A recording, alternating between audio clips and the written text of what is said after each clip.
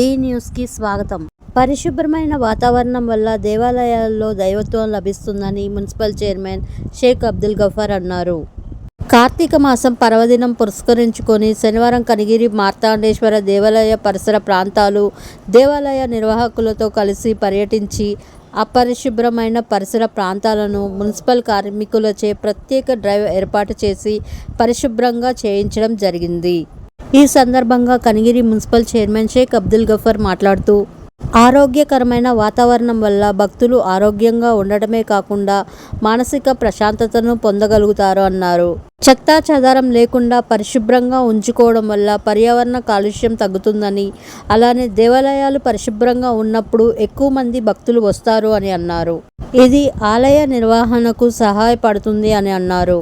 పరిసరాలు పరిశుభ్రంగా ఉంచడం వల్ల దేవాలయాల పవిత్రత, పర్యావరణ కాలుష్యం నివారించడం మరియు భక్తులు సందర్శకులు ప్రశాంతంగా ఈ కార్యక్రమంలో మార్తాండేశ్వర దేవాలయ chairman Vaguchurla Venkateswarlu, municipal sanitary inspector Nayab Rasool, sanitary secretary Prasad, విజేత కళాశాల అధినేత అరుణోదర్, ప్రజలు తదితరులు పాల్గొన్నారు.